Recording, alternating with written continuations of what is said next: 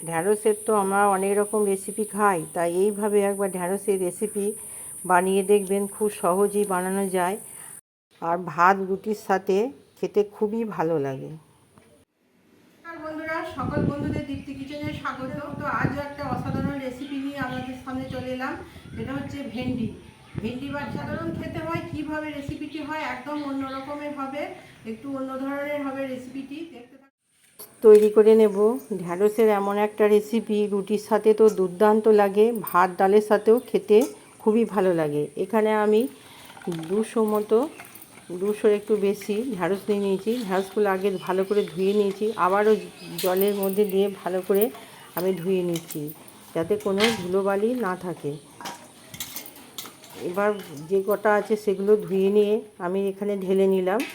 এবার আমি ঢ্যাঁড়সগুলো টুকরো টুকরো করে কেটে নেব। এখানে আমি একটা ঢ্যাঁড়স কেটে দেখিয়ে দিচ্ছি, ছোটো ছোটো টুকরো করে।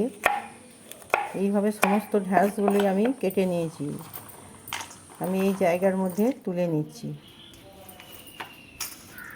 দেখুন কত সুন্দর লাগছে। আর এইভাবে ছোটো ছোটো টুকরো করে ঢ্যাঁড়সের যে কোনো রেসিপি খেতে দারুণ লাগে। দেখুন দেখাচ্ছি কত সুন্দর কাটা হয়েছে। এবার আমি এখানে কড়া চাপিয়ে দিয়েছি, কড়ার মধ্যে সাদা তেল দিয়ে দিয়েছি। এই সাদা তেলের মধ্যে ঢ্যাঁড়সের টুকরোগুলো দিয়ে আমি ভালো করে ভেজে নেব। তেল গরম হয়ে এসেছে, গ্যাসের আঁচ বাড়িয়ে দিয়েছি।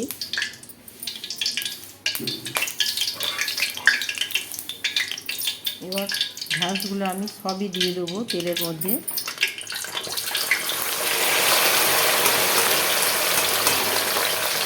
আমি কড়াইয়ের মধ্যে দিয়ে ভালো করে নেড়ে নেড়ে 2-3 মিনিট একটু ভেজে নেব। একটু হালকা লাল করে আমি ভেজে নেব। সামান্য একটু লবণ দিলাম, উপর থেকে একটু হলুদ ছড়িয়ে দিলাম। এবার খুন্তি দিয়ে আবার ভালো করে নেড়ে নেড়ে এটাকে আমি ভাজতে থাকবো। এই গরমের সময় ঢ্যাঁড়স পটলের যে কোনো রেসিপি খেতে দুর্দান্ত লাগে। এবার আমি একটা ঝাঁঝরি নিয়ে তেল থেকে আমি ঢ্যাঁড়সগুলো ছেঁকে ছেঁকে একটা জায়গার মধ্যে তেলটাকে ঝরিয়ে তুলে নেব।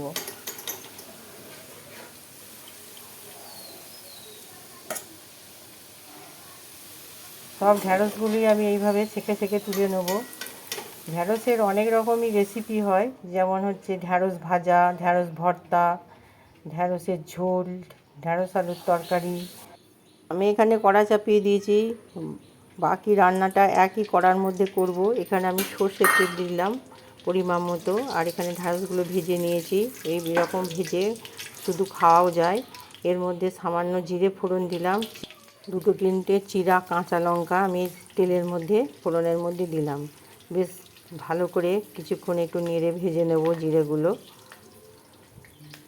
এবার এর মধ্যে আমি কিছুটা পেঁয়াজ আগে দিলাম, বেশ ভালো করে তেলের সাথে আমি মিশিয়ে নিলাম। আবার বাকি যে পেঁয়াজটা ছিল সেটাও আমি এই তেলের মধ্যে দিয়ে দিলাম, দিয়ে বেশ ভালো করে ভাজবো। এখানে একটু রসুন দিয়ে দিলাম, সামান্য রসুন দিয়ে দিয়েছি। এবার এই তেলের সঙ্গে পেঁয়াজের সাথে বেশ কিছুক্ষণ ধরে নেড়ে চেড়ে একটু ভেজে নেব।